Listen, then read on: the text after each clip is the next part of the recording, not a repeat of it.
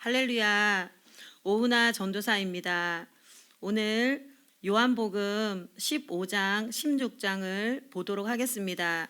네, 지난 시간에 13장에서는 예수님이 제자들의 발을 씻어주시며 섬김의 본을 보이셨고 또 서로 사랑하라고 새 계명을 주겠다고 말씀하셨습니다. 그리고 이제 14장에서는 내가 떠나간다 하니까 너희가 근심하지 말아라. 내 아버지 집에 거할 곳이 많다라고 말씀하시며 위로와 소망을 주셨습니다. 그리고 그 천국에 가는 길은 바로 나를 통해서만 갈 수 있다.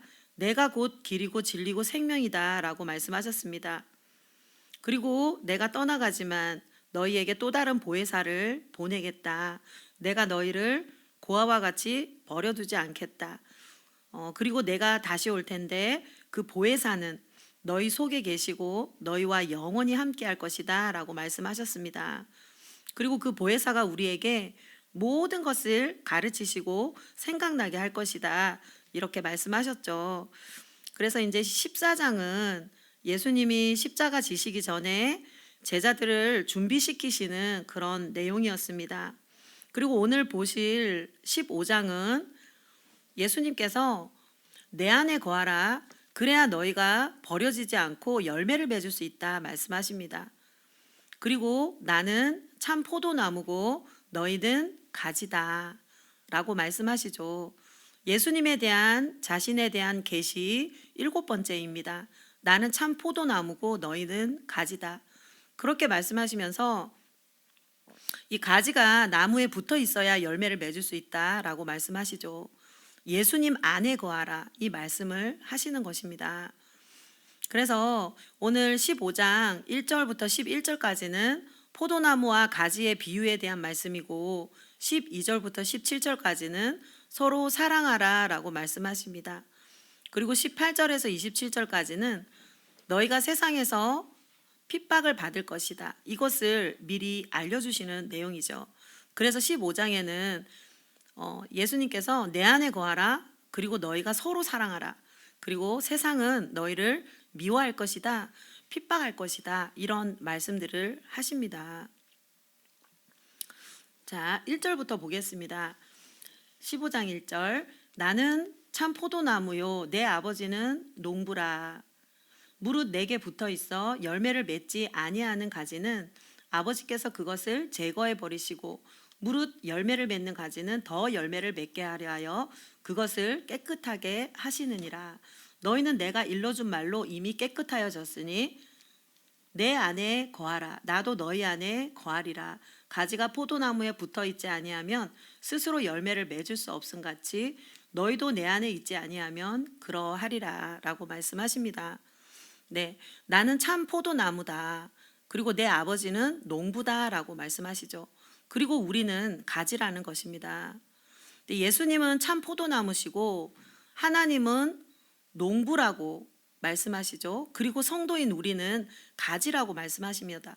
네, 그러면서 가지가 포도나무에 붙어 있지 아니하면 스스로 열매를 맺을 수 없음 같이 너희도 내 안에 있지 아니하면 그러하다라고 말씀하시죠. 아버지는 농부고 예수님 포도나무고 우리는 가지인데 농부가 열매 맺지 않는 가지는 어떻게 하냐면 제거해 버린다고 말씀하십니다. 그러면 열매 맺지 않는 신앙은 버려진다는 것인데 열매를 맺으려면 어떻게 해야 되느냐? 가지가 열매를 맺으려면 포도나무에 붙어 있어야 된다고 말씀하시는 거죠. 예수님이 포도나무기 때문에 그렇습니다. 예. 그래서 예수님은 내 안에 거하라. 그러니까 예수님께 붙어 있어야 된다고 말씀하시는데 그 예수님께 붙어 있어야 되는 방법은 뭐냐면 주님 안에 거하는 것이라고 말씀하시죠. 내 안에 거하라. 나도 너희 안에 거하리라. 그래야 열매 맺을 수 있다고 말씀하십니다.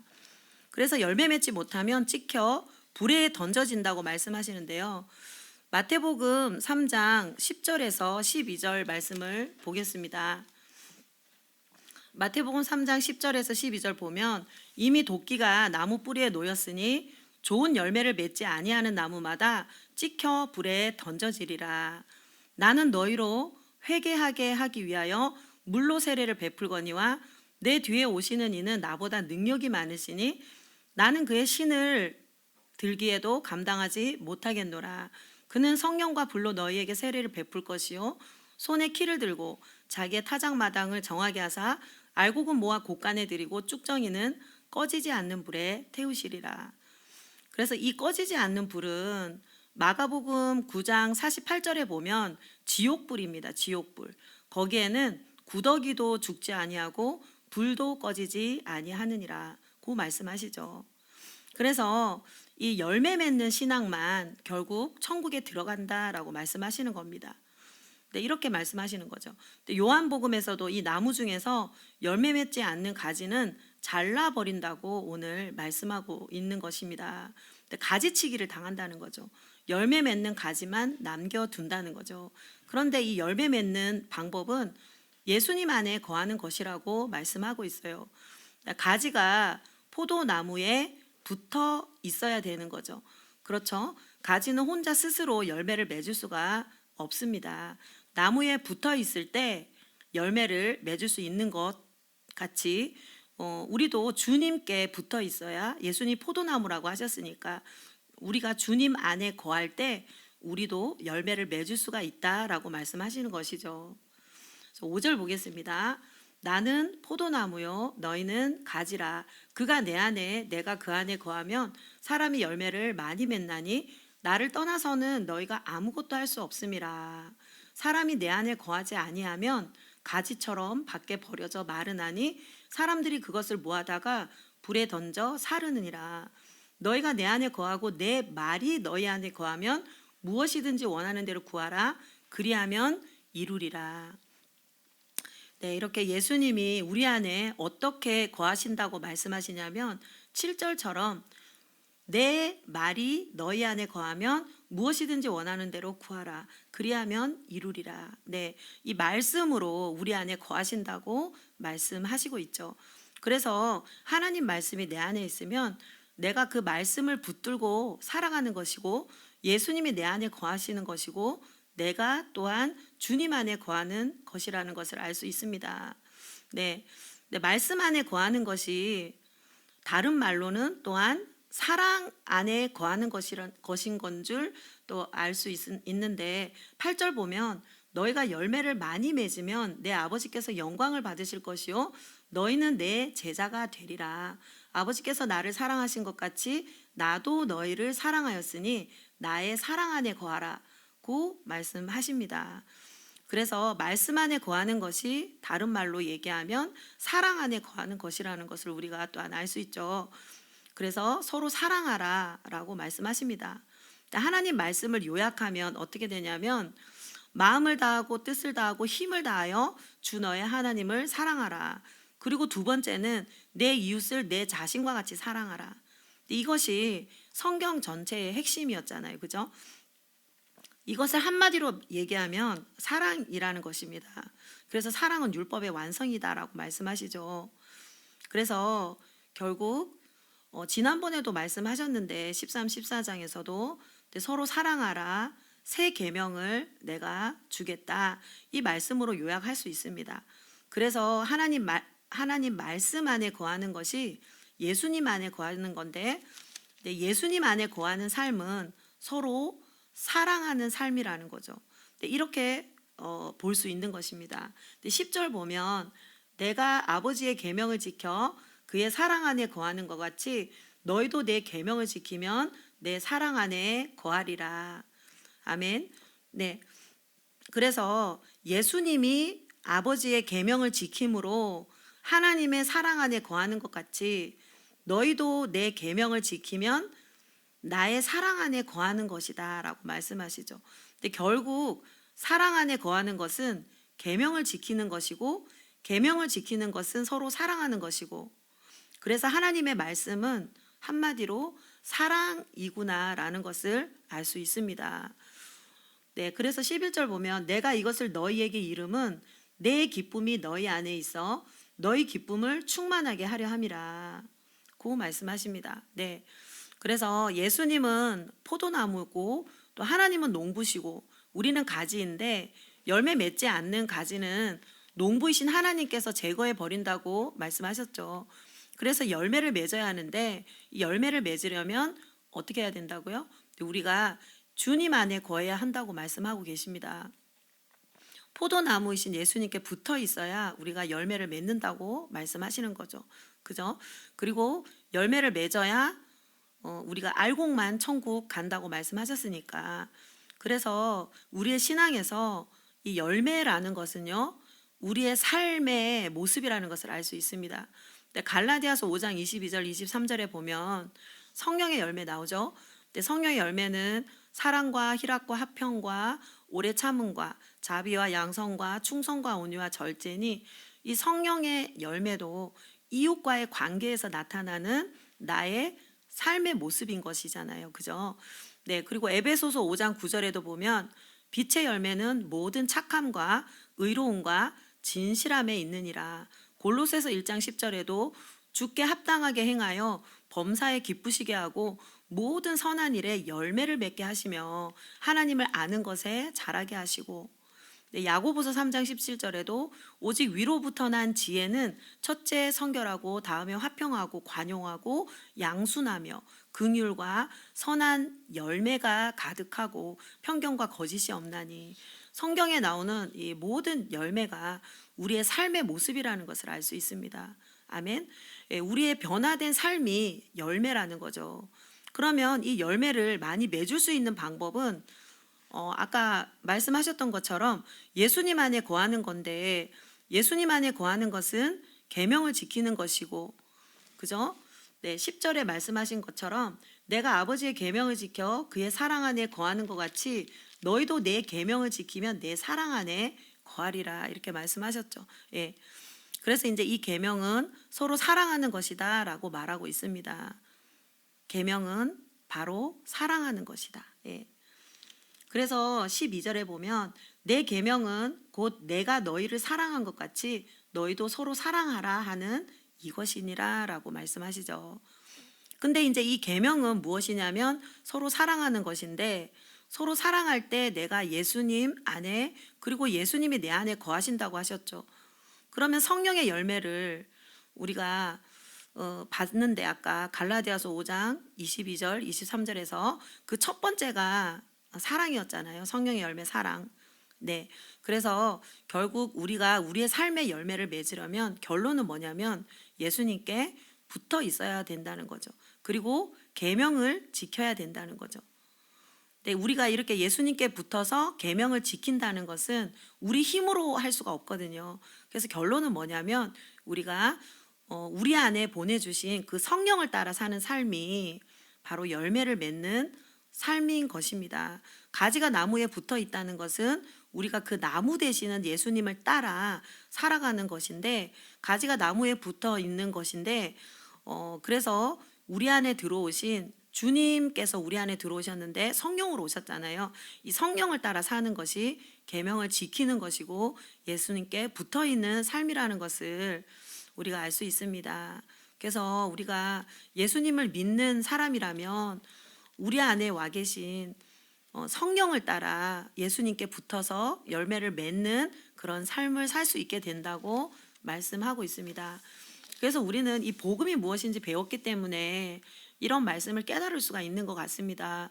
복음을 통해서 내가 예수님과 함께 연합되어서 죽었고 내가 예수님의 생명으로 거듭났음을 믿고 이제는 그 생명 가운데 성령을 따라 사는 것이 예수님께 붙어있는 삶이라는 것이죠. 그때만 열매를 맺을 수가 있습니다. 가지가 단독으로는 절대로 열매를 맺을 수가 없죠. 우리 힘으로는 절대로 열매를 맺을 수가 없습니다. 주님께 붙어서 우리가 빛의 열매, 성령의 열매, 네, 이런 열매들을 삶 가운데 맺을 수가 있는 것입니다. 참 놀라운 말씀이죠. 네, 우리가 예수님의 형상대로 결국은 성령을 따라 살 때, 이렇게 주님께 붙어서 살 때 예수님의 형상대로 다시 우리의 형상도 회복되는 것이잖아요. 그죠?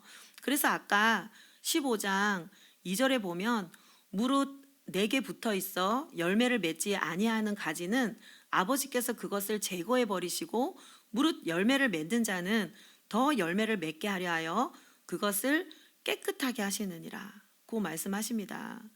너희는 내가 일러준 말로 이미 깨끗하여졌으니 라고 말씀하시죠. 그리고 4절에 내 안에 거하라 나도 너희 안에 거하리라 고 말씀하십니다. 우리가 주님께 붙어 성령을 따라 살면 더 많은 열매를 맺을 수 있도록 우리를 깨끗하게 해주신다고 말씀하고 있어요. 그래서 더 많은 열매를 맺는 점점 더 변화된 그런 삶을 살아가게 되는 우리의 모습을 볼 수가 있는 거죠. 나 혼자서는 아무 열매도 맺을 수가 없습니다.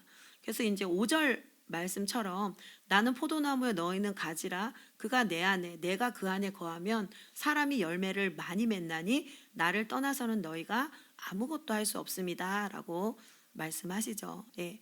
그래서 주님께 붙어서 성령을 따라 살 때만 우리가 열매를 맺을 수 있습니다. 그러려면 일단 복음을 내가 받아들이고 늘 깨어 기도함으로써 우리가 성령 충만을 유지하기 위하여 이렇게 애를 써야 하겠습니다.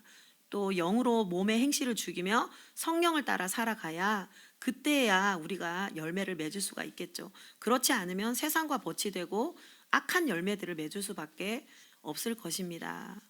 네, 그래서 예수님 말에 거하면 주님께 붙어 있는 거라고 말씀하셨듯이 이렇게 예수님께서 포도나무임을 말씀하시고 11절까지 12절부터 17절까지는 그 계명이 무엇인지 말씀하고 계세요. 계명.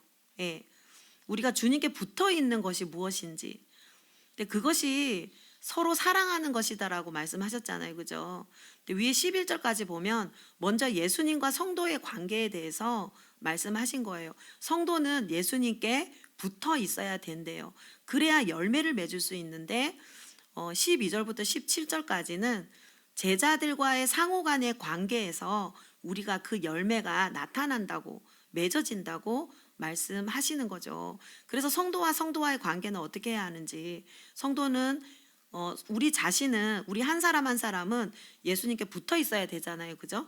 근데 그래야 열매를 맺을 수 있는데 그렇게 예수님과의 관계를 말씀하시고 12절부터는 그 열매가 어떻게 나타나냐면 성도와 성도의 관계에서 열매가 나타난다고 말씀하십니다.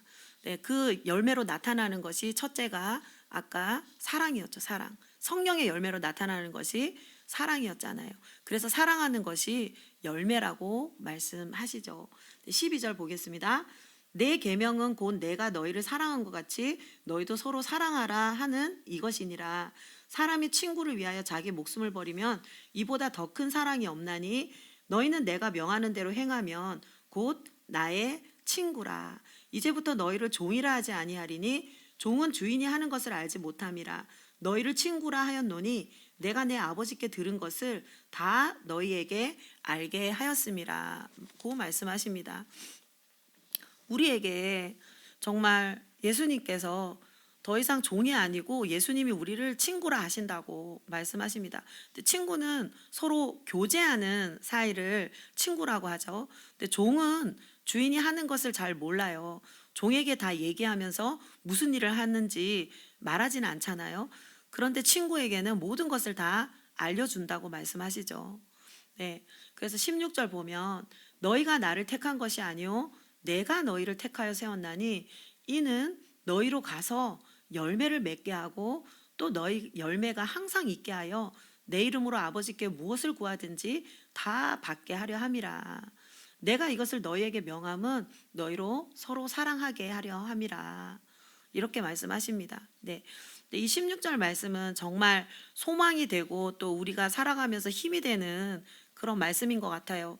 내가 예수님을 택한 것이 아니라 예수님이 이 수많은 지구상에 오고 가는 많은 사람들 중에 나를 택하셨다고 말씀하고 있는 것입니다. 그래서 제자로 세웠다고 말씀하시죠. 이는 우리를 택하신 이유가 열매를 맺게 하려고 택하셨다고 말씀하십니다. 열매. 예. 그리고 내가 이것을 너희에게 명함은 너희로 서로 사랑하게 하려 함이라. 17절 말씀. 네.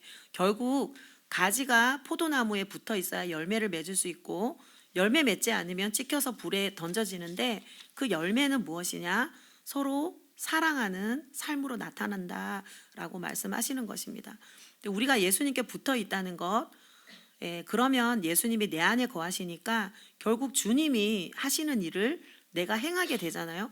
어떤 생각을 하고 어떤 말을 하게 되겠습니까? 우리가 주님이 우리 안에 거하시면 그것만 생각해도 답이 나오는 것 같아요. 그죠? 근데 내 삶이 어때야 되는지 하나님이, 예수님이 내 안에 계셔서 사시기 때문에 이제는 내가 사는 것이 아니라 나는 죽었고 예수님이 내 안에서 사시기 때문에 예수님이 사시는 나의 삶은 어떠해야 되겠습니까? 우리 모두는 알 것입니다. 그래서 우리는 분별할 수 있어요. 정말 내가 믿음의 삶을 살고 있는가? 그 사람의 삶을 보면 알 수 있다고 말씀하십니다. 그래서 열매를 보면 안다. 네. 그래서 이제 마태복음 7장에도 보면 열매를 보면 안다고 말씀하시죠. 예수님이 내 안에 사시는 삶, 그 삶은 최고의 사랑입니다. 그래서 예수님이 내 안에 들어와서 사시는 삶을 내가 살아낸다면 나의 삶에 이웃을 사랑할 수밖에 없는 그런 열매가 맺힐 수밖에 없겠죠. 그죠? 그래서 우리가 주님 안에, 주님이 내 안에 사는 삶은 그 사랑을 실천하는 삶이라는 것을 알 수 있습니다. 아멘. 예. 그리고 이제 지금 이제 두 번째로 우리 각 개인이 예수님께 붙어 있으면 우리가 열매를 맺을 수 있는 존재가 되죠.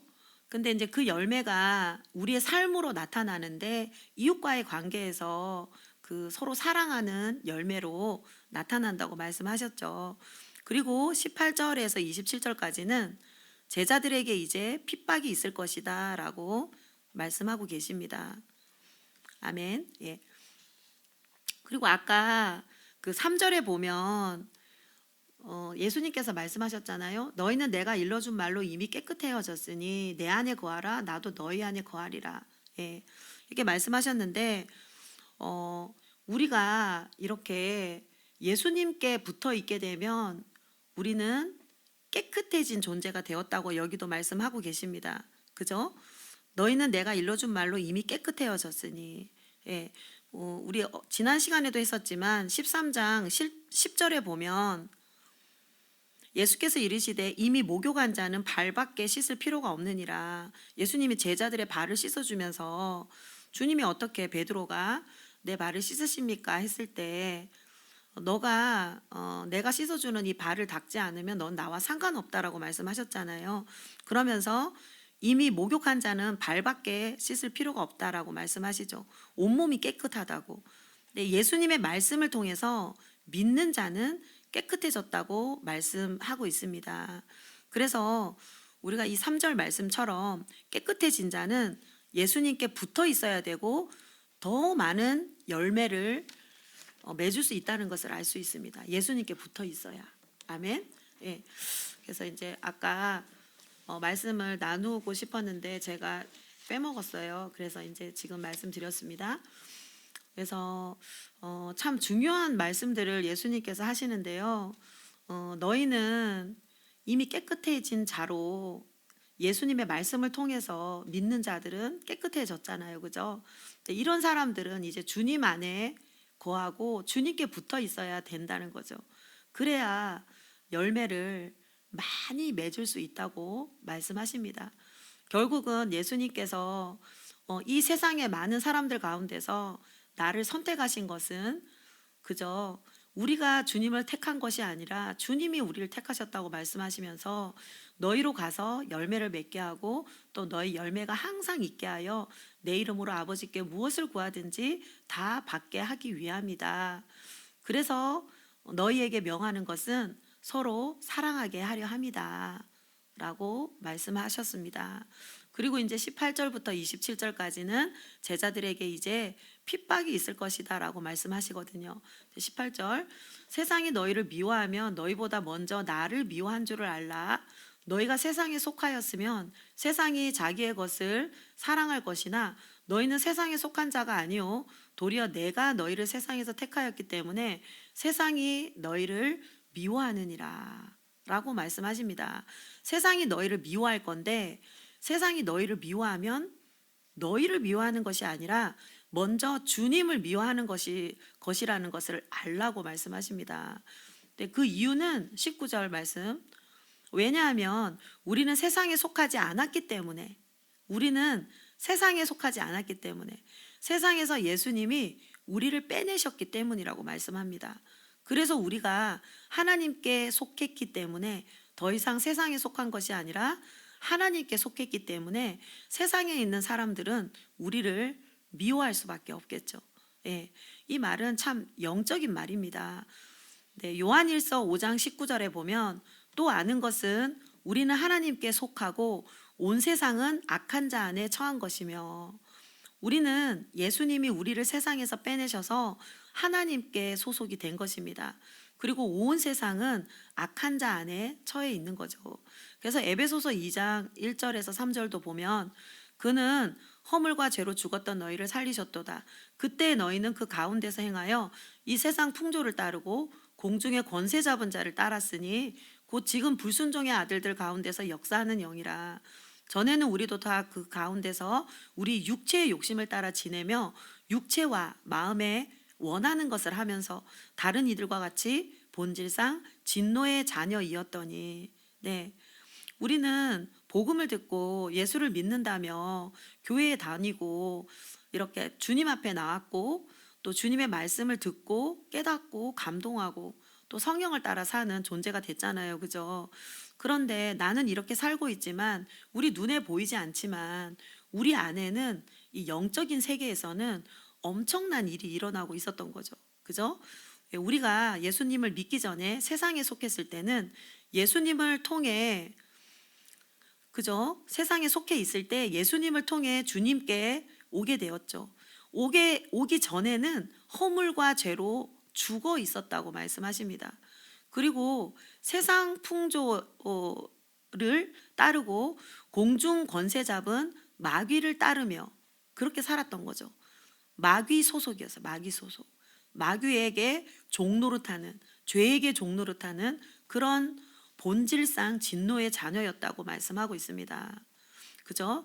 요한복음 8장 44절에도 너희는 너희 아비 마귀에게서 났으니 너희 아비의 욕심대로 너희도 행하고자 하느니라. 그는 처음부터 살인한 자요 진리가 그 속에 없으므로 진리에 서지 못하고 거짓을 말할 때마다 제 것으로 말하나니 이는 그가 거짓말쟁이고 거짓의 아비가 되었음이라. 그래서 이 세상 임금은 누구냐?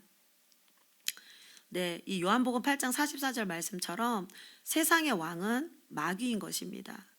네, 마귀에게 속해 있었던 거예요. 믿기 전에는 마귀가 우리를 지배하고 왕노릇 했던 거죠. 우리를 마음대로 끌고 다녔기 때문에 마귀가 주는 욕심들, 마귀가 주는 생각들, 온갖 악하고 나쁜 죄들을 다 가지면서 행하면서 살았죠. 그것이 죄인 줄도 모르고. 근데 어느 날 전도받고 복음을 듣고 예수님 믿게 됨으로써 마귀의 소나기에서 빠져나오게 된 것입니다. 그래서 하나님께 소속이 된 것이죠. 그래서 마귀가 우리를 미워할 수밖에 없습니다. 자기에게 속하지 않았고 빠져나가서 하나님께 소속이 됐기 때문에 그런 것입니다. 근데 우리가 누구를 통해서 하나님께 소속이 되었냐? 바로 예수님을 통해서 소속이 바뀌었죠. 그래서 예수님을 미워하고 우리를 미워하는 것입니다. 그래서 우리가 사회생활할 때 보면 우리가 세상 사람들과 살 때 사람들이 이유 없이 미워할 때가 있잖아요. 그죠? 이상히 여기고 막 이렇게 할 텐데, 그죠? 그런데 주님은 오늘 뭐라고 말씀하시냐면 그거를 당연하게 생각하라고 말씀하십니다. 그러면 우리가 일단 50% 이기고 들어가는 것이죠. 이것을 모르면 당황하게 됩니다. 왜 날 이유 없이 싫어하고 미워하지? 그렇게 생각하고 또 이렇게 생각하게 되면 결국은 그 싸움에서 우리가 질 수밖에 없는데, 당연하지. 그렇지. 내 안에 성령이 계시고 저 사람 속에는 사탄이 있으니까, 마귀가 있으니까 당연히 싫어하지 라고 생각하면 우리가 그런 말에도 우리가 아랑곳 않고 나의 갈 길을 넉넉하게 갈 수 있을 것입니다. 내가 결단하면 이미 이길 수 있는 것이죠.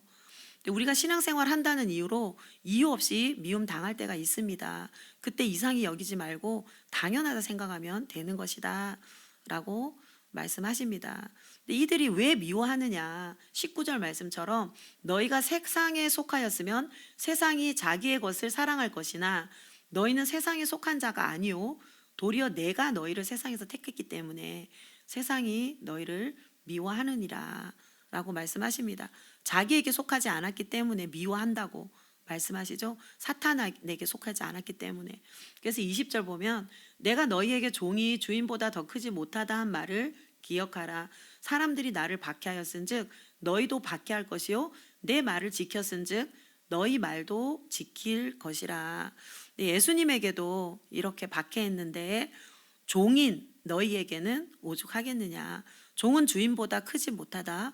예수님은 우리의 주로 우리의 그리스도이신데 주님도 이렇게 박해를 했는데 너희에겐 오죽하겠느냐 그렇게 말씀하십니다. 더 크신 주님도 이렇게 박해했는데 당연히 박해가 있다고 말씀하시는 거죠. 그래서 나를 박해한즉 너희도 박해할 것이요 내 말을 지켰은즉 너희 말도 지킬 것이다.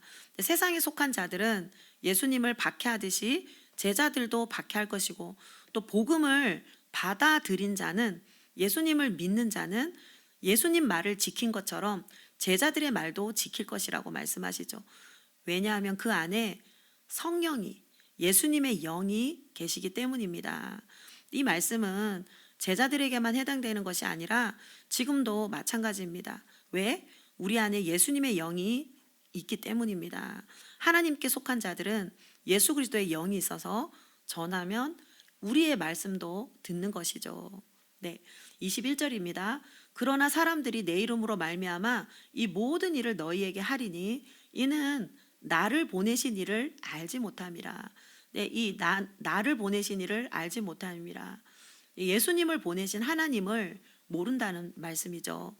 사람들이 너희들을 이렇게 박해할 건데 이유는 뭐냐면 예수님을 보내시니 하나님을 알지 못하기 때문이다. 그래서 그렇게 미워하고 박해하게 될 것이다. 그런데 뭐라고 말씀하시냐면 이들이 하나님을 알지 못해서 박해한다는 말이 결국 핑계가 될 수 없다는 것을 22절부터 보면 말씀하십니다.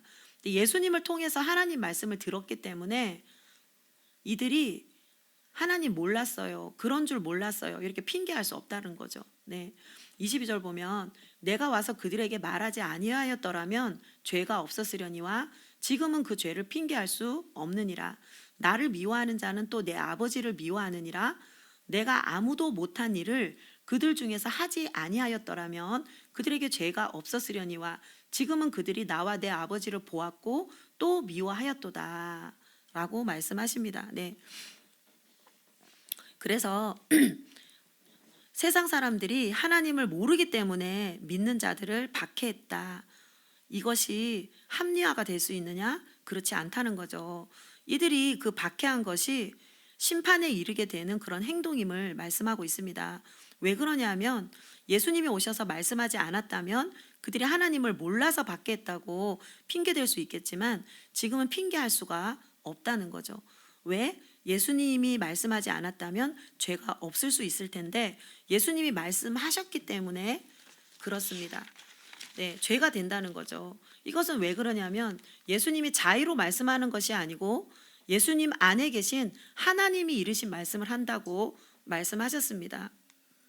네, 요한복음 12장 48절에서 50절 보면 나를 저버리고 내 말을 받지 아니하는 자를 심판할 이가 있으니 곧 내가 한 그 말이 마지막 날에 그를 심판하리라. 내가 내 자의로 말한 것이 아니요 나를 보내신 아버지께서 내가 말할 것과 이룰 것을 친히 명령하여 주셨으니 나는 그의 명령이 영생인 줄 아노라. 그러므로 내가 이르는 것은 내 아버지께서 말씀하신 그대로니라 라고 말씀하시죠. 그래서 예수님의 말씀을 들은 모든 사람들은 결국은 예수님께서 이렇게 말씀하셨는데도 듣지 않고 믿지 않았던 사람들은 결국 예수님이 하셨던 그 말씀 자체가 심판의 도구가 된다고 말씀하고 계시죠. 네. 그 하나님의 말씀을 아들을 통해서 들었기 때문에 이들이 핑계할 수 없다고 말씀하시는 거죠. 하나님을 모른다고 합리화할 수 없다고 말씀하십니다. 예수님이 말씀하셨고 결국 하나님 말씀을 이들이 들었기 때문에 핑계할 수 없다는 거죠. 그런데 이들은 그 영의 눈이 감겨서 하나님의 말씀을 들을 기가 없었던 것일 뿐입니다. 하나님이 와서 기회를 주신 거는 맞죠, 그죠?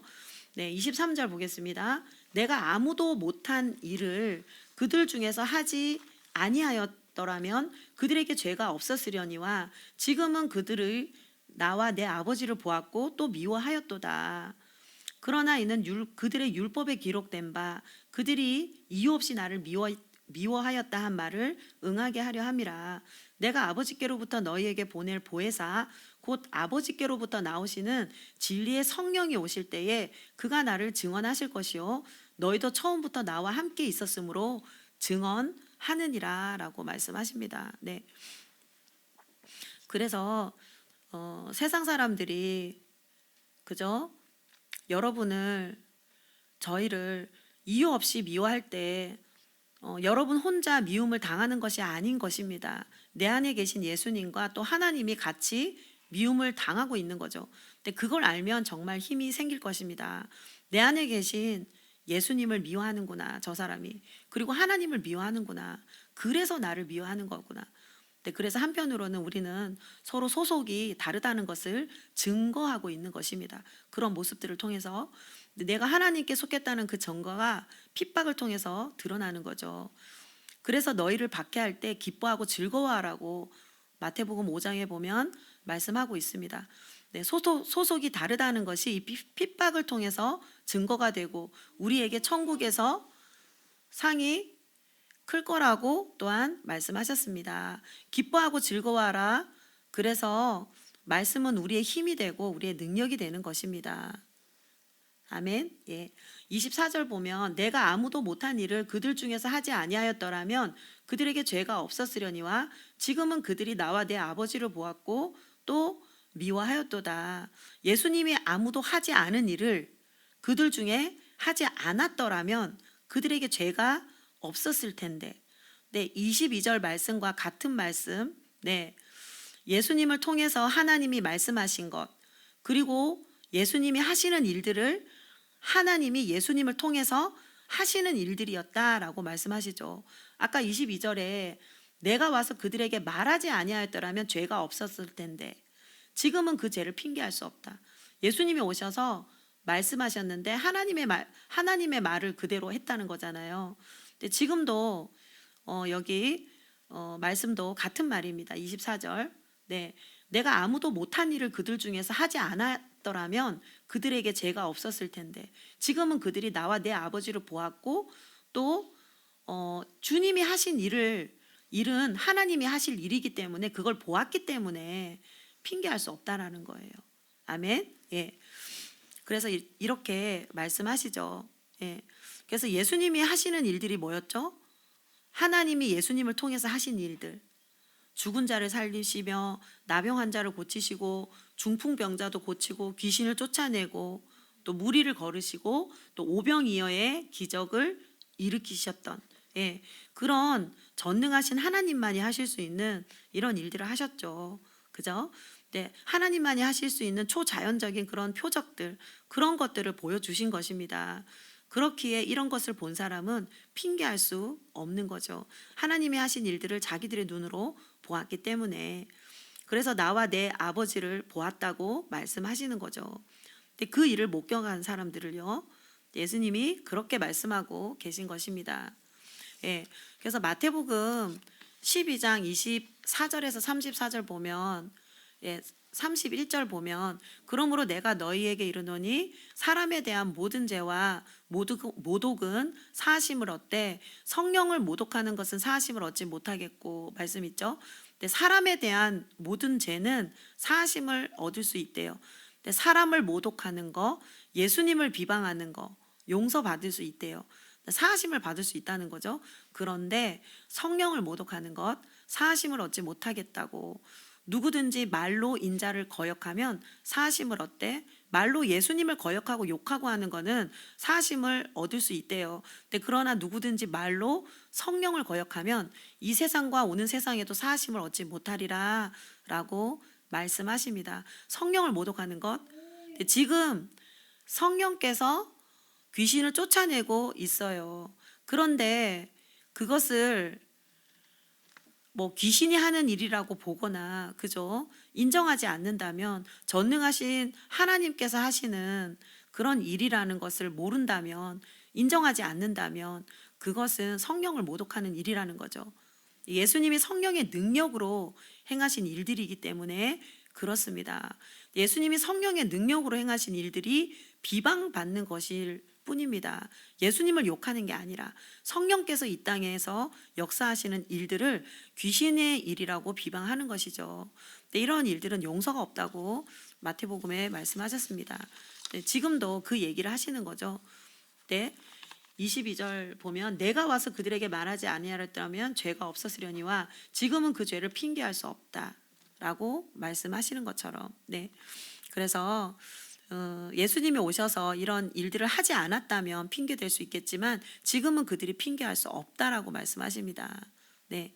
성령이 하시는 일들을, 예수님을 통해서 성령께서 하시는 일들을 보았기 때문에, 그래서 이들은 심판을 피할 수 없음을 말씀하고 있습니다. 25절 그러나 이는 그들의 율법에 기록된 바 그들이 이유 없이 나를 미워하였다 한 말을 응하게 하려 함이라. 시편 35편 19절입니다.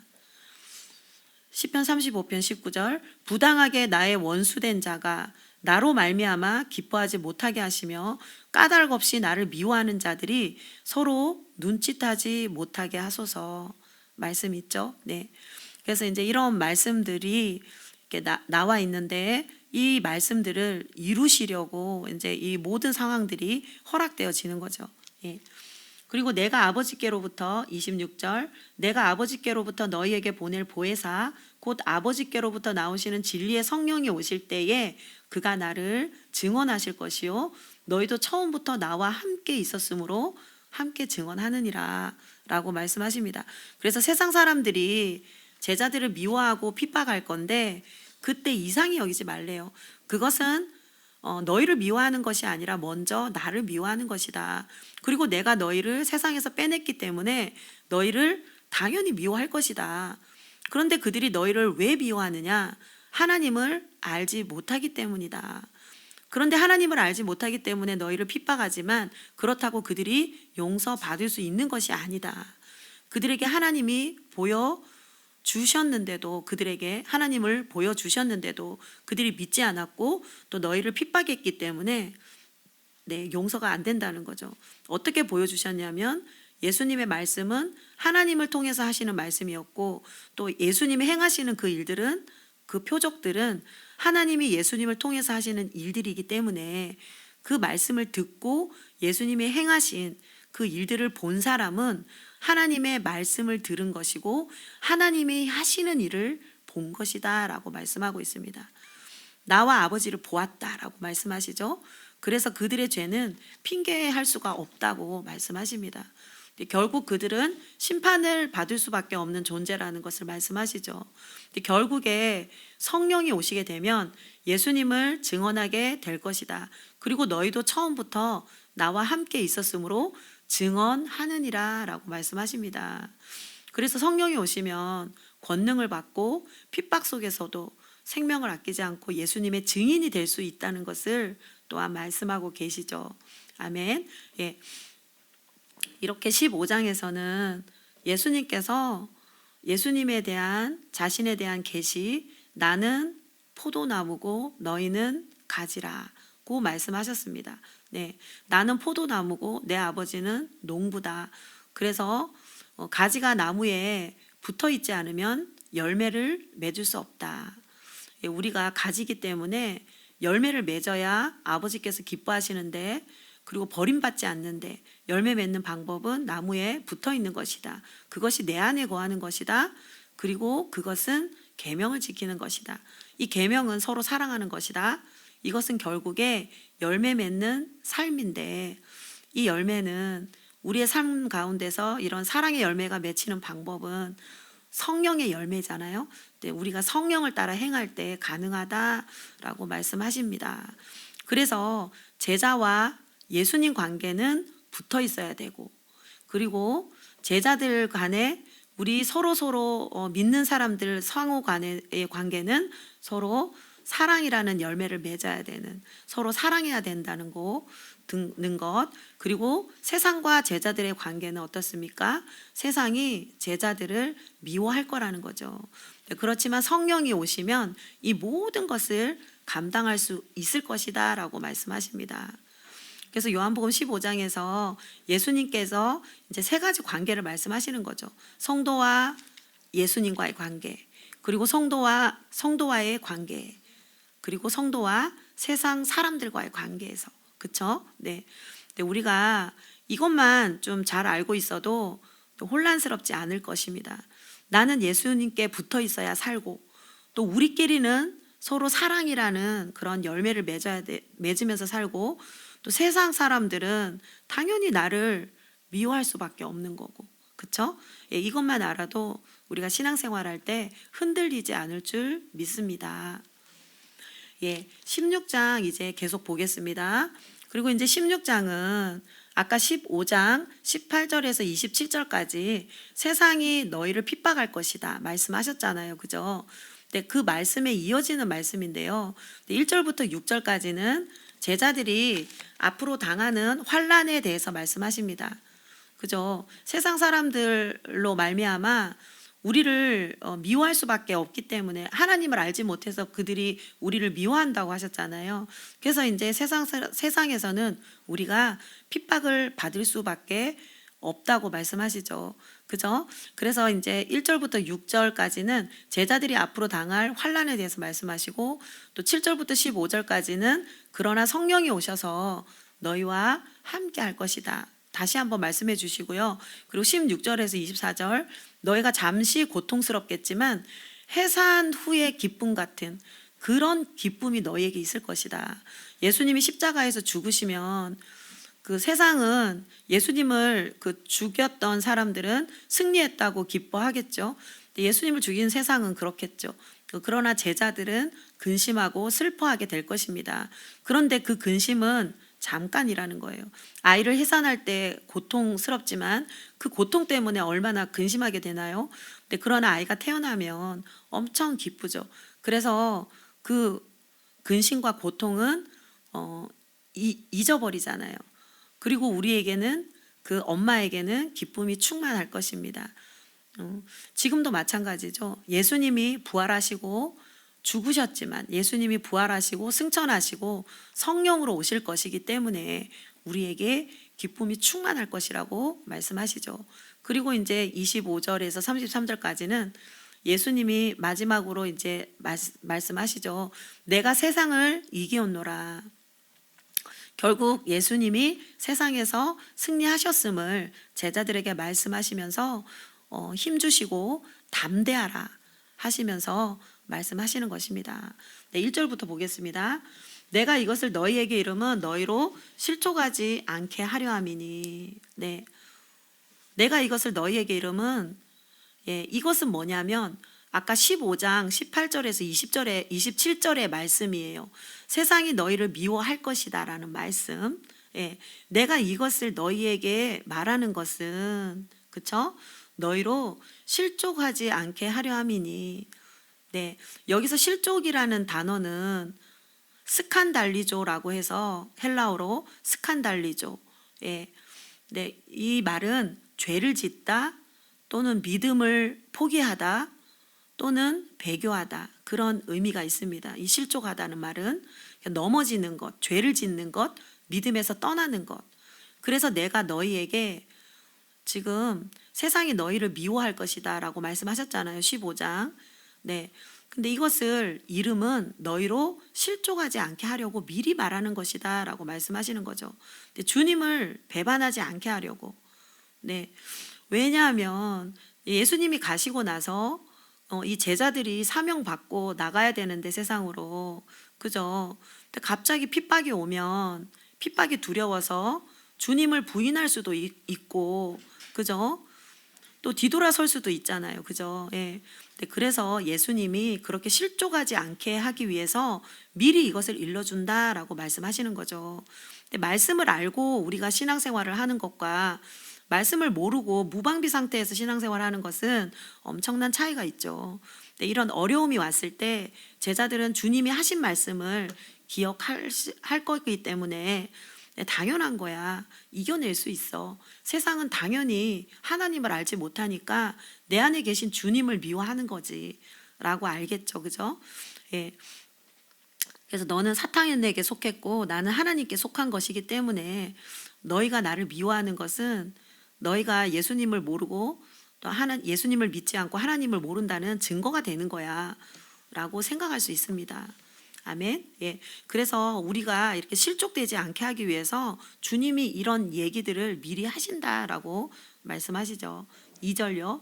사람들이 너희를 출교할 뿐 아니라 때가 이르면 무릇 너희를 죽이는 자가 생각하기를 이것이 하나님을 섬기는 일이라 하리라. 예. 그들이 이런 일을 할 것은 아버지와 나를 알지 못함이라 라고 말씀하십니다. 너희에게 어떻게 핍박할 거냐면 출교할 거라는 거예요. 그리고 죽이기도 할 거라는 거예요. 이 당시에 이 출교 당한다는 것은 참 힘든 일이라고 해요. 그 어떤 것도 할 수가 없다고 합니다. 완전 격리되는 삶을 살아야 된대요. 경제 활동도 못하고 공동체에서 완전히 제외가 되는 거죠. 그래서 이 출교는 생계에도 위협이 되는 만큼 중요한 일입니다. 그리고 때가 되면 핍박이 출교시킬 거고 첫째는, 두 번째는 죽이기까지 한다는 거예요. 이런 핍박이 온다는 거죠. 네. 그런데 죽이는 자가 어떻게 생각하며 죽이냐면 예수 믿는 자를 어떻게 죽이냐면 이것이 하나님을 섬기는 일이다 라며 죽일 거라는 거죠. 대표적으로 스데반이 그렇게 돌에 맞아 죽었잖아요. 그죠? 근데 바울이 어떻게 했습니까? 하나님께 열심히 특심이었어요. 그는 유대인이면서 하나님을 너무나 잘 섬긴다고 생각을 했죠. 그래서 예수 믿는 자를 이단이라고 생각했잖아요. 괴수로 생각했잖아요. 그래서 예수 믿는 자를 다 잡아 가두는 일에 열심히 앞장섰죠. 이것이 하나님 섬기는 일이라 생각하고 이렇게 했었습니다. 사도 바울도 너희를 죽이는 자가 그렇게 할 것이라는 거예요. 하나님을 잘 섬기는 자들이 너희를 죽일 것이다 라고 말씀하십니다. 근데 실제로 예수님도 유대인들에게 죽으셨고 또 유대인들에게 핍박을 받으셨고 또 바울도 유대인들에 의해서 박해를 받았던 것입니다. 선교 여행을 보면요. 그죠? 네. 그리고 이제 3절 보면 그들이 이런 일을 할 것은 아버지와 나를 알지 못함이라 라고 말씀하십니다. 네.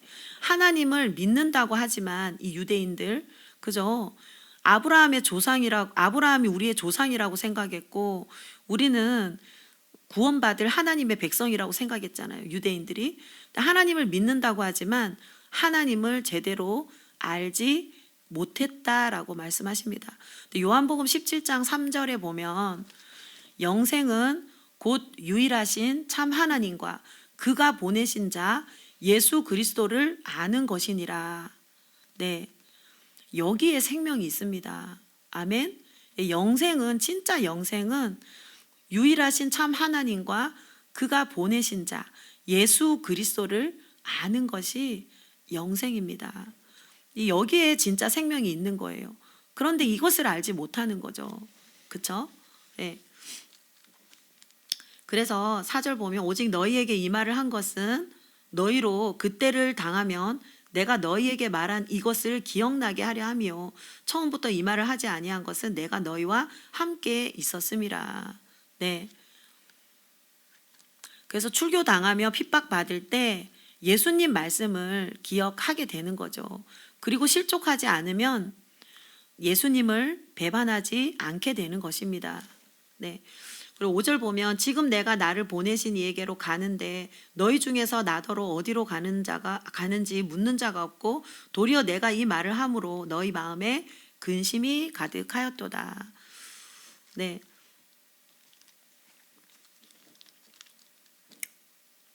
예수님이 간다고 하니 제자들은 깨닫지를 못하는 거죠. 그죠?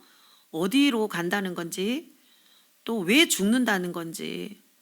예수님이 죽음과 부활과 승천을 말씀하시지만 전혀 알지 못합니다. 그죠? 14장에도 근심하니까 어떻게 합니까?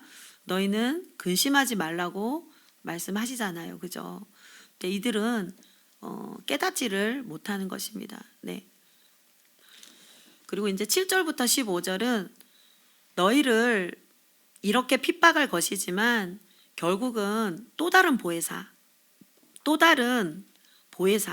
네, 성령이 오셔서 너희와 함께 할 것이다 라고 말씀하십니다. 7절 보면 그러나 내가 너희에게 실상을 말하노니 내가 떠나가는 것이 너희에게 유익이라. 내가 떠나가지 아니하면 보혜사가 너희에게로 오시지 아니할 것이요 가면 내가 너희를 그에게로 보내리니. 네, 그래 말씀하시죠. 이 실상이라는 단어는 7절의 실상, 그림이 아니라 실제라는 거예요. 실제. 이론이 아니라 진짜 떠나가는 것이 유익이라는 거예요. 떠나가지 아니하면 보혜사가 너희에게 오시지 아니할 것이고 가면 내가 그를 너희에게로 보낼 것이다 라고 말씀하십니다. 이때 이 제자들은 그죠? 또 다른 보혜사를 보내주신다고 하실 때 아마 예수님과 같은 또 다른 어떤 존재라고 생각하지 않았을까요? 그죠? 네. 근데 이제 예수님은 이 성령을 말씀하시는데요. 성령을 우리에게 보내주신 거, 이게 얼마나 놀라운 일인지 말씀을 통해서 저는 다시 한번 깨닫게 되더라고요. 그래서 이제 8절에 보면 네, 뭐라고 말씀하시냐면 그가 와서, 그는 누구예요? 성령이죠. 그 성령을 보내주실 건데 예수님이 가시면 우리에게 더 유익이 된대요.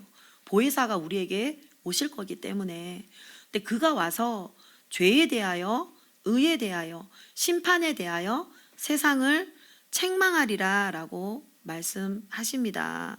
네, 그 성령이 와서, 성령이 오시면 죄가 무엇인지 알게 된다는 거죠. 그리고 의가 무엇인지 알게 되고 심판을 알게 된다고 말씀하시는 거예요. 성령이 오시면. 여기서 이 책망이라는 단어는요. 책망. 이제 그 책망이라는 단어는 그냥 나무라는 게 아니라 깨닫게 하다, 밝히 드러내다 라는 뜻이 있다고 하더라고요. 책망이라는 단어, 깨닫게 하다, 밝히 드러내다. 그래서 죄가 무엇인지 깨닫게 하는 거죠. 그리고 의가 무엇인지 알게 된다는 거죠. 그리고 심판을 알게 된다는 거예요. 근데 이것을 깨닫게 하신대요. 누가? 성령이 오시면. 그런데 그전에는 우리가 예수님 믿기 전에 그죠? 내가 죄인이라고 생각해 보지 못하잖아요. 그죠? 내가 무슨 죄인이야. 그러나 성령이 오시면 내가 살았던 모습들이 다 죄덩어리였다는 거. 근데 그런 걸 깨닫게 되죠. 그리고 의에 대해서.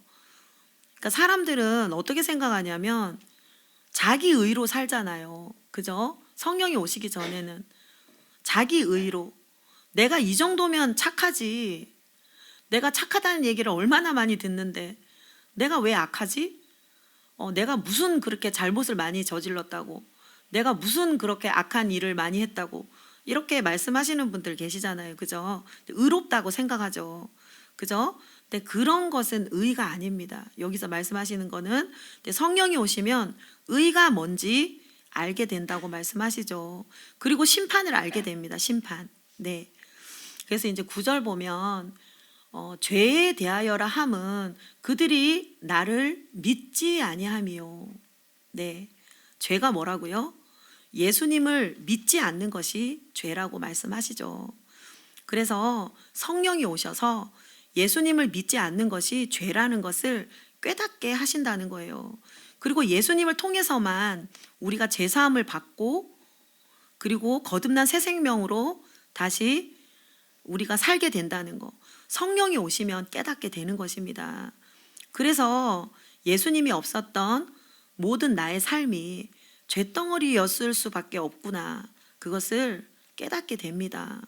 성령이 오셔서 깨닫게 하신다는 거죠. 그죠? 네. 요한복음 3장 18절에 보면 요한복음 3장 18절에서 21절인데요. 이렇게 보면 그를 믿는 자는 심판을 받지 아니할 것이요 믿지 아니하는 자는 하나님의 독생자 이름을 믿지 아니함으로 벌써 심판을 받은 것이니라. 그 정죄는 이것이니 곧 빛이 세상에 왔으되 사람들이 자기 행위가 악함으로 빛보다 어둠을 더 사랑한 것이니라.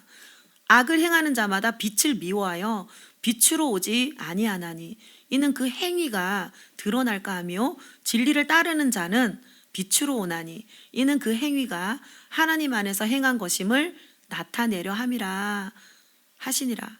네. 이게 죄가 무엇인지 말씀하고 있죠. 그죠? 너희가 악을 행하고 어둠을 더 사랑하고 빛을 미워하니까 예수님께로 오지 않는 것인데 그 믿지 않는 것이 죄라고 말씀하고 있습니다.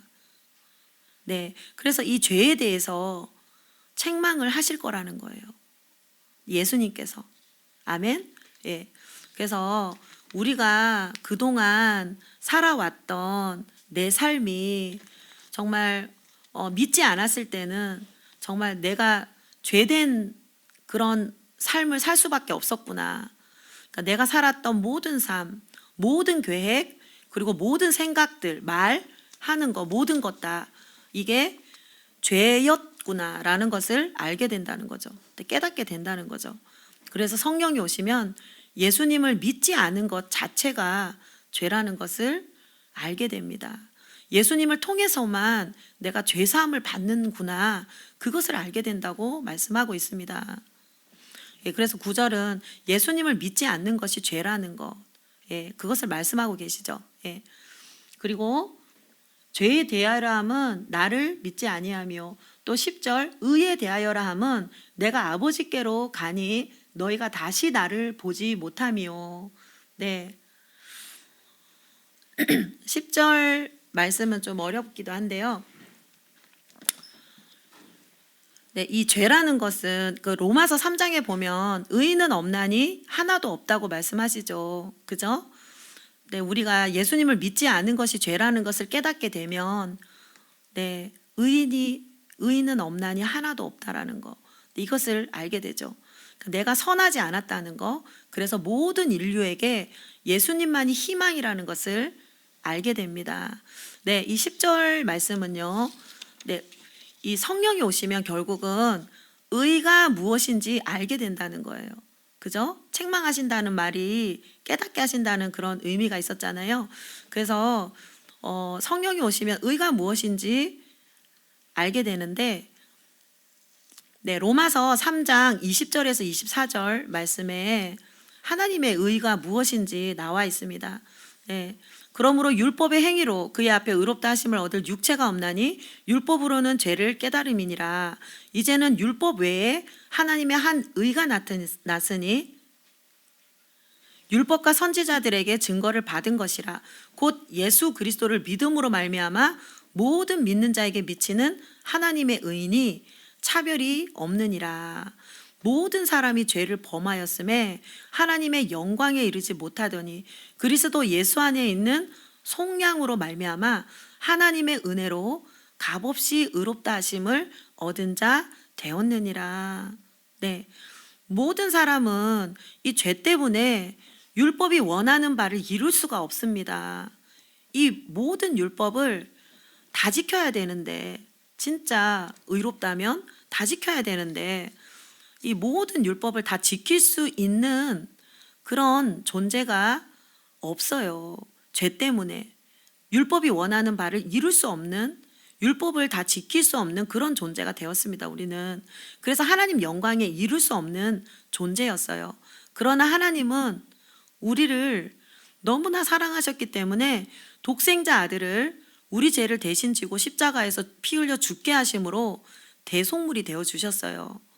근데 예수님이 내 죄 때문에 십자가에서 피 흘려 죽으시고 나에게 새 생명을 주시기 위해서 살아나셨다는 것을 믿을 때, 그것을 믿는 자들에게 값없이 의롭다고 칭해 주신다고 하시는 것입니다. 아멘. 예, 그래서 우리가 의로워질 수 있는 것은 하나님이 그 독생자 아들을 이 땅에 보내셔서 예수님의 그 속량으로 말미암아 그것을 믿을 때 우리가 값없이 의롭다함을 받을 수 있다고 말씀하고 있습니다. 아멘. 예. 그래서 이제 로마서 10장 1절에서 4절의 말씀을 보면 여기 보면 이 사람들에게는 자기 의가 있어요. 이 의가 뭔지. 예. 행위로 의롭게 되려고 하는 자기 의가 있거든요. 그 모든 것은 의가 아니거든요. 그렇죠? 그래서 예수님께서 십자가에서 우리를 위해서 피 흘려 죽으시고 나에게 새 생명을 주시기 위해서 살아나셨다는 것을 믿을 때 값없이 의롭다고 칭해 주신다고 말씀하십니다. 믿음으로 의롭게 된다고 말씀하시는 거죠. 로마서 3장에서는 즉 믿는 자에게 하나님의 의가 우리에게 이루어진다고 말씀하십니다. 로마서 10장 1절에서 4절의 말씀을 보면 성령이 오시면 의가 무엇인지 알게 되는데요. 사람들에게는 자기 의가 있습니다. 행위로 의롭게 되려는 자기의 의죠. 예, 그래서 로마서 10장 1절 보면 형제들아 내 마음에 원하는 바와 하나님께 구하는 바는 이스라엘을 위함이니 곧 그들로 구원을 받게 하려 함이라. 내가 증언하노니 그들이 하나님께 열심히 있으나 올바른 지식을 따른 것이 아니니라. 하나님의 의를 모르고 자기 의를 세우려고 힘써 하나님 의에 복종하지 아니하였느니라. 그리스도는 모든 믿는 자에게 율법의 마침이 되시느니라고 말씀하십니다. 네, 이 형제들은 누구냐면 사도 바울이 이 유대인들을 향한 이 형제들을 안타깝게 바라보면서 하는 말씀이죠. 내 마음이 원하는 바와 하나님께 구하는 바는 정말 구하는 것이 있는데 이스라엘을 위함이라는 거예요. 곧 그들로 구원을 받게 하고 싶다는 거죠. 근데 내가 증언하노니 그들이 하나님께 열심히 있으나 사도 바울도 그랬잖아요. 하나님께 열심히 있어서 예수 믿는 자를 몰라서 그죠? 다 죽였잖아요. 그들을 잡으러 다니고 하나님께 열심히 있으나 올바른 지식을 따른 것이 아니라는 거예요. 그들의 하나님에 대한 열심은 올바른 지식을 따른 것이 아니라는 거죠. 하나님의 의를 모르고 자기 의를 세우려고 힘써 하나님의 의에 복종하지 않았던 거라는 거죠. 그래서 이게 너무 안타까운 거예요. 사도 바울은. 그쵸?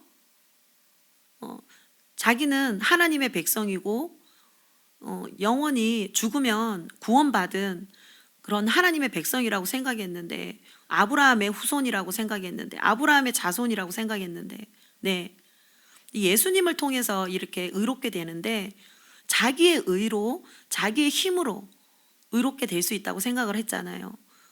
그래서 그게 너무 안타까운 거죠. 근데 그리스도는 모든 믿는 자에게 율법의 마침이 되시는 거예요.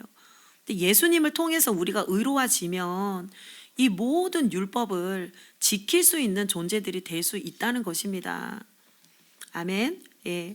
그래서 행위로 의롭게 되려는 것이 아니라 우리가 예수 그리스도가 율법의 마침이 되듯이 예수님을 통해서 우리가 예수님의 속량을 통해서 우리가 의롭게 된다고 말씀하시죠.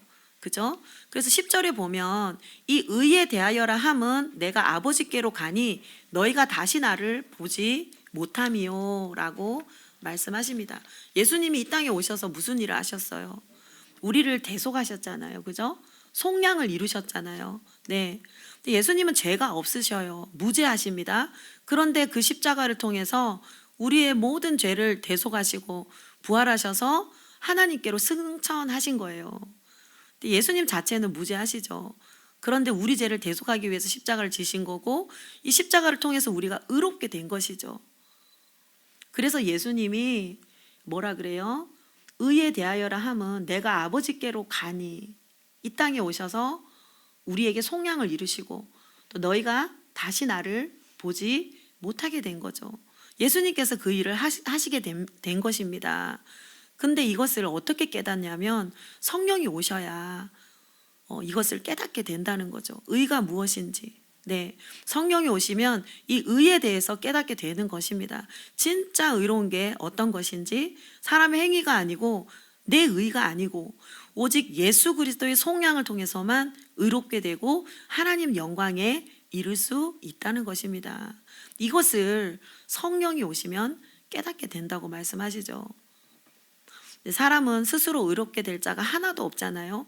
오직 예수 그리스도의 속량으로 값없이 의롭게 되는 것입니다.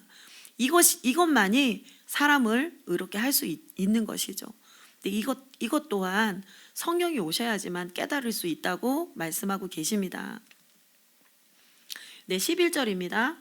심판에 대하여라 함은 이 세상 임금이 심판을 받았음이라. 네, 심판에 대하여라 함은 이 세상 임금이 심판을 받았대요. 이 세상 임금은 누구죠? 네, 요한복음 12장 31절에 보면 이 사탄인데요. 세상 임금은 사탄. 예수님이 이 땅에 오심으로 사탄은 이미 심판을 당한 것이에요. 요한복음 12장 31절에 보면 이제 이 세상에 대한 심판이 이르렀으니 이 세상의 임금이 쫓겨나리라 말씀하셨죠. 그리고 요한복음 14장 30절에도 이후에는 내가 너희와 말을 많이 하지 아니하리니 이 세상의 임금이 오겠음이라.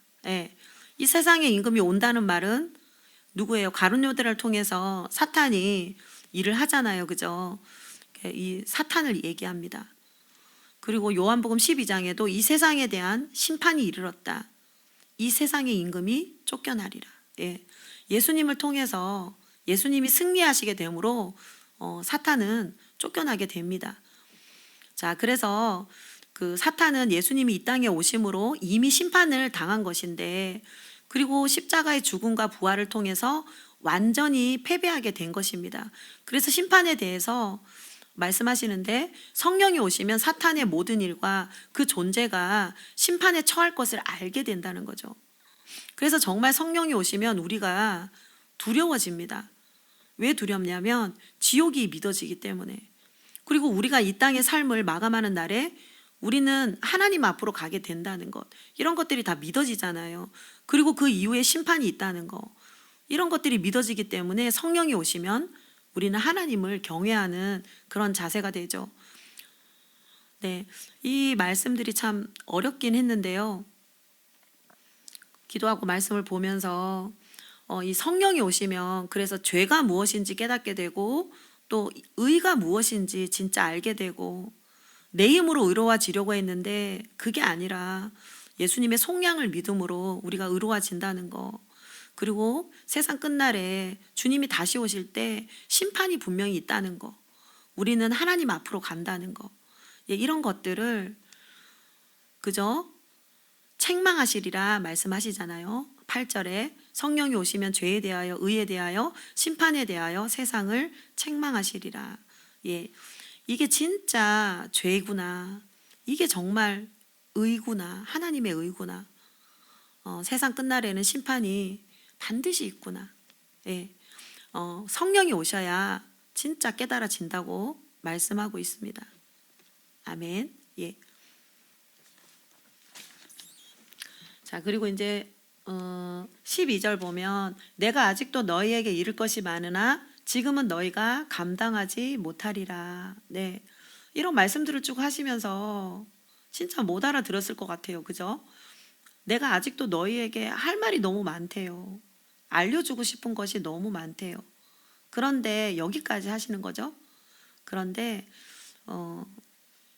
이 당시에 제자들도 알아들을 수 없었지만 성령이 아직 오시지 않은 분들은 이 말씀을 깨달을 수가 없다고 말씀하시죠.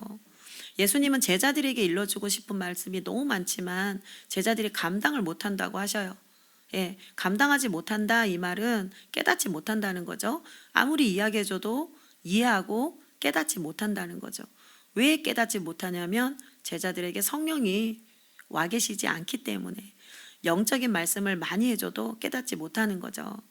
그래서 13절처럼 진리의 성령이 오시면 그가 너희를 모든 진리 가운데로 인도하시리니 그가 스스로 말하지 않고 오직 들은 것을 말하며 장래일을 너희에게 알리시리라. 아멘. 예, 성령이 오시면 진리 가운데로 너희를 인도할 것이다. 그리고 그 성령은 스스로 말하지 않고 예수님이 이른 말씀만 할 것이다. 이렇게 말씀하십니다. 그래서 성령이 오시면 진리가 깨달아진다는 거죠. 진리의 영이기 때문에, 예, 우리를 진리로 또한 인도하시기 때문에 그렇습니다. 그래서 요한일서 2장 27절 보면 너희는 주께 받은 바 기름 부음이 너희 안에 거하나니 아무도 너희를 가르칠 필요가 없고 오직 그의 기름 부음이 모든 것을 너희에게 가르치며 또 참되고 거짓이 없으니 너희를 가르치신 그대로 주 안에 거하라. 주께 받은 바 기름 부음이, 네, 이 말씀 때문에 성령의 기름 부으심이라는 그런 말이 있는 것 같아요. 네, 기름 부음이 너희 안에 거하나니 성령이 너희 안에 거하기 때문에, 네, 성령이 우리 안에서 깨닫게 해주신다고 요한일서 2장에 방금 말씀하셨죠. 내 안에 오신 성령님께서 우리가 처음에 복음을 듣고 제자 교육을 시작할 때 복음이 믿어지고 또 깨달아지고 그러면서 내 삶이 변화되고 또 내 안에 그런 아픔과 상처와 이런 것들이 다 치유되고 변화되는 놀라운 역사들이 있었잖아요. 성령이 내 안에서 깨닫게 하시고 역사하신 것입니다. 아무리 말씀을 전할 때 기승전결 잘 갖추고 또 퍼펙트하게 잘 준비해도 거기에 성령님이 역사하지 않으면 아무 일도 안 일어나겠죠. 그렇죠? 예. 그래서 깨달을 수 있는 것은 성령의 역사라는 거. 그래서 우리는 기도해야 합니다. 그러면 말씀을 읽어주기만 해도 하나님 뜻이 전달이 되겠죠. 성경이 믿어지고 깨달아지는 그런 놀라운 역사가 지상명령을 행하는 우리 모두에게 나타날 줄 믿습니다. 이것을 또 전할 때 진짜 사랑을 전하는 자들이 되겠죠. 하나님만이 하실 수 있는 놀라운 역사가 이 성령님을 통해서 나의 삶에 나타나고 내 안에서 나타나고, 네, 정말 하나님의 사람으로 세워질 수 있는 것이죠. 하버드대 나온 박사님이 강의한다고 믿어지는 것이 아니라, 네, 사도 바울도 그랬죠. 말씀을 전하고 복음을 전할 때 성령님이 역사해 주셔야 이렇게 되는데 성령님이 역사하시지 않을까봐, 성령의 나타나심이 없을까봐, 예, 굉장히 성령을 간절히 사모하며 기도했던 그런 모습들이 있습니다. 고린도전서 2장에 보면요, 네, 이렇게 성령이 오시면 모든 것을 알게 될 것이라고 말씀하십니다. 16절 보겠습니다. 조금 있으면 너희가 나를 보지 못하겠고 또 조금 있으면 나를 보리라 하시니 제자 중에서 서로 말하되 우리에게 말씀하신 바 조금 있으면 나를 보지 못하겠고 또 조금 있으면 나를 보리라 하시며 또 내가 아버지께로 감이라 하신 것이 무슨 말씀이냐, 도대체 무슨 말씀이지?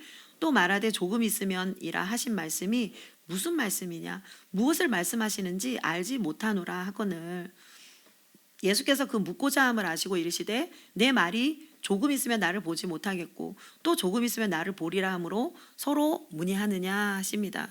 네. 그래서 이제 16절부터 24절까지는 해산의 고통과 해산 후의 기쁨에 대해서 말씀하시는데 예수님의 십자가의 죽음이 당시 제자들에게는 큰 고통이죠. 그죠? 그러나 부활하시고 승천하시고 성령님이 오심으로 인해서 예수님의 죽음이 도리어 제자들에게 큰 기쁨이 될 것이라고 말씀하시는 내용인데 예수님이 자꾸 간다고 하니까 방금 읽었던 말씀처럼 도대체 이게 무슨 말씀이야? 조금 있으면 보지 못하고 또 조금 있으면 보리라 하신 말씀이 도대체 무슨 말씀이야? 서로 물어보고 하니까 예수님께서 서로 문의하느냐 너희가 이 말로, 네, 그러면서 20절부터 이제 설명을 해주시는 거죠.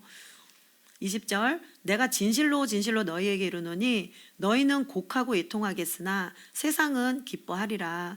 너희는 근심하겠으나 너희 근심이 도리어 기쁨이 되리라. 너희는 곡하고 애통하겠으나 세상은 기뻐하리라. 이때가 언제죠? 네, 예수님 잡히시고 십자가에서 죽으실 때입니다.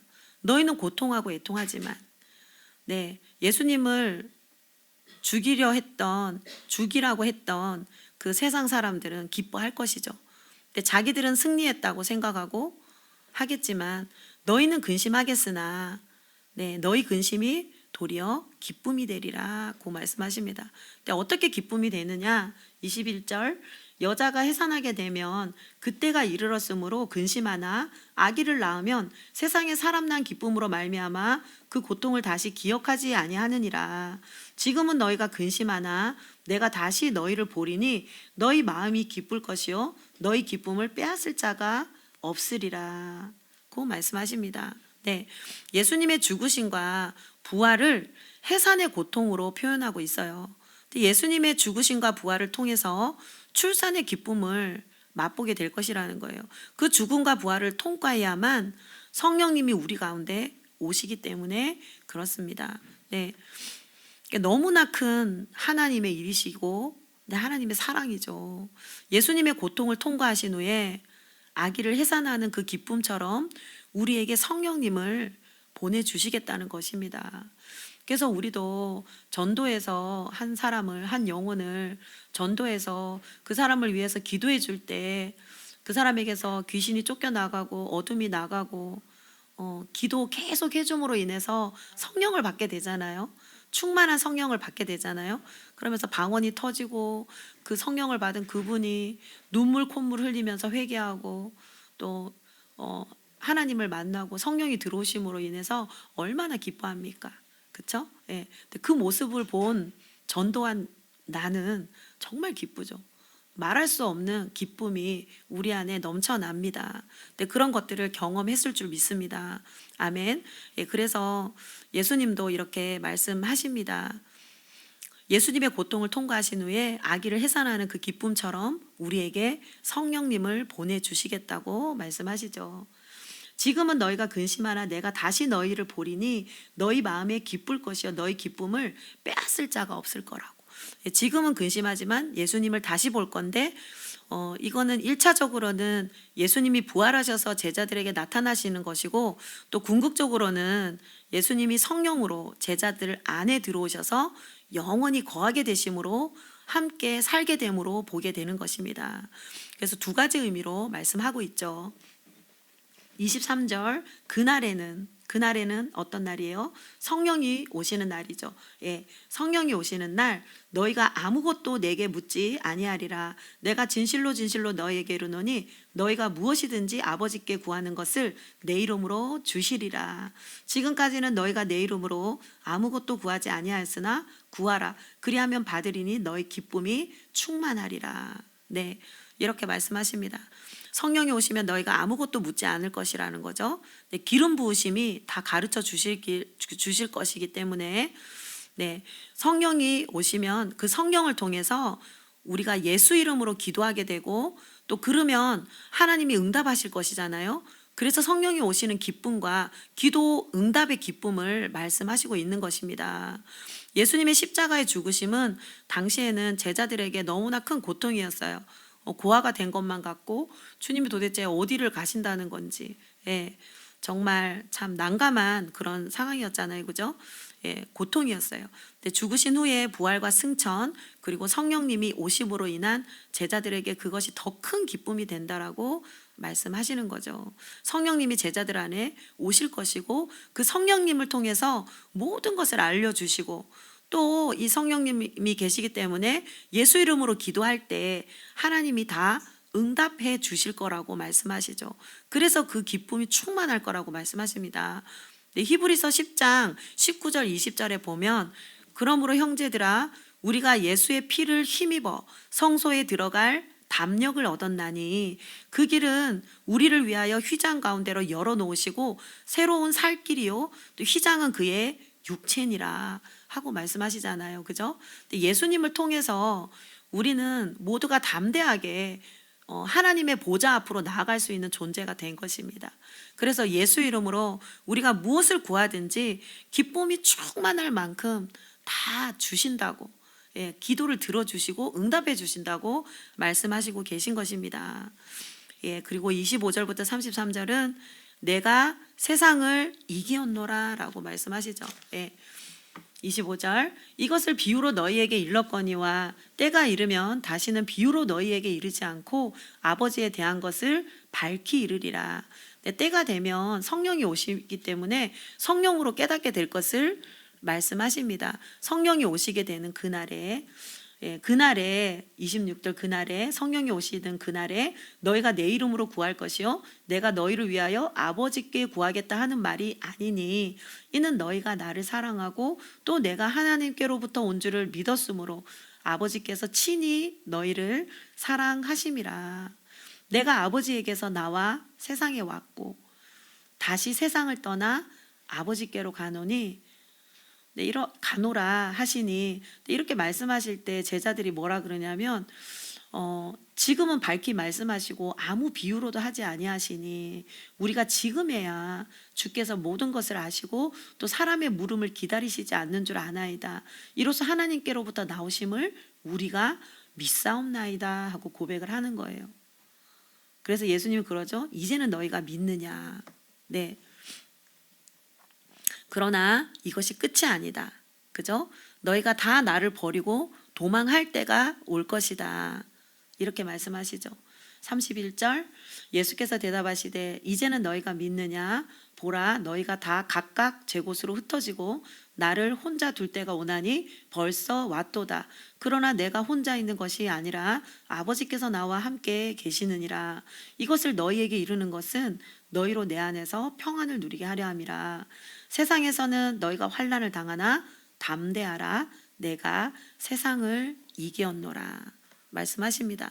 네, 제자들이 예수님이 잡히자 이제 뿔뿔이 흩어지게 됩니다. 베드로는 3번이나 부인하고 그러나 이들이 지금은 이렇게 연약한 모습이죠.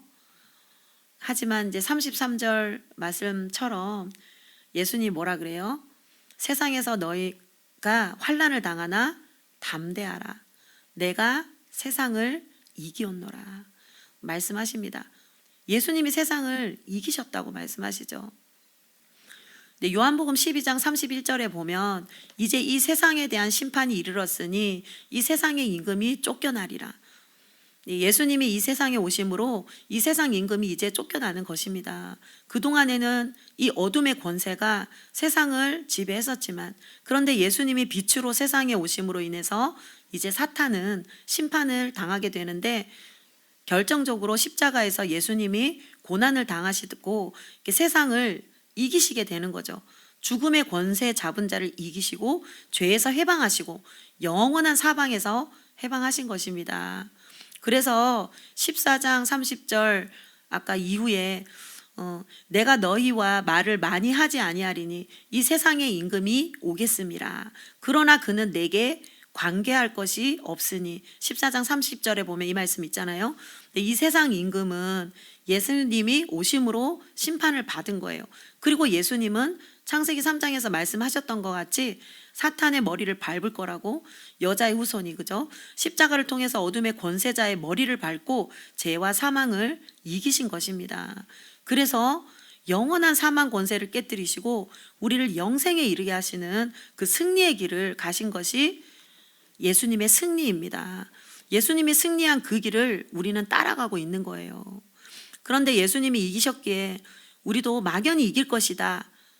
이런 것은 너무 막연하잖아요. 근데 우리가 어떻게 세상을 이기냐면 아까도 얘기했지만 우리가 열매를 맺는 방법은 성령을 따라 살 때, 그죠? 주님께 붙어 있어야 되고 주님 안에 거해야 되는데 우리가 성령을 따라 살 때 내가 주님께 붙어 있는 거고 또한 주님이 내 안에 거하시는 거고 내가 주님과 함께 거하는 거였잖아요.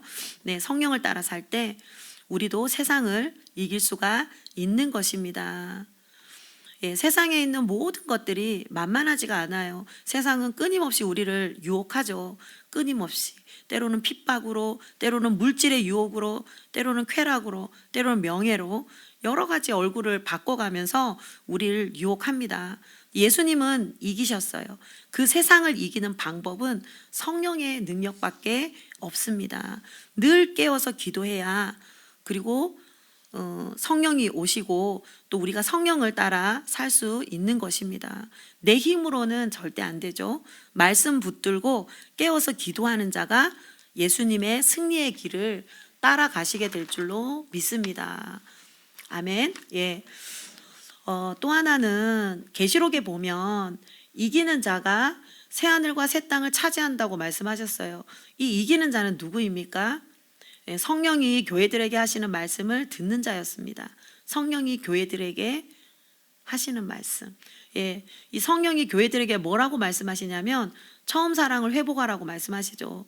니골라당의 교훈을 지키는 자 있다고? 그러면 우리는 이런 말씀들을 듣고 배웠다면 버릴 건 버리고 또 말씀에 순종하며 살게 되면 됩니다. 아멘. 이렇게 말씀에 순종하는 자가 이기는 자입니다. 그렇게 이기는 자 되어야 우리가 새하늘과 새 땅을 차지하게 될 수가 있겠죠. 아멘. 우리가 날마다 정말 이 말씀 붙들고 말씀에 순종하고 또 주님께 붙어 있어서 늘 주님과 동행하며 승리의 삶을 따라 살게 되는 저와 여러분 되셔야겠습니다.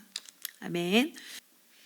네, 이렇게 15장, 16장에서는 예수님께서 제자들에게 마지막으로 이르신 말씀들, 참으로 너무나 중요한 그런 말씀들을 하셨습니다. 그리고 17장에서는 예수님께서 중보기도 하시는 내용이 나오는데요. 오늘은 15, 16장으로 마무리하겠습니다. 주기도문으로 화요 목요 신약 강의를 마치겠습니다. 하늘에 계신 우리 아버지여, 이름이 거룩히 여김을 받으시오며 나라가 임하옵시며 뜻이 하늘에서 이루어진 것 같이 땅에서도 이루어지이다. 오늘날 우리에게 일용할 양식을 주옵시고 우리가 우리에게 죄 지은 자를 사하여 준 것 같이 우리의 죄를 사하여 주옵시고 우리를 시험에 들지 말게 하옵시며 다만 악에서 구하옵소서. 대개 나라와 권세와 영광이 아버지께 영원히 있사옵나이다. 아멘.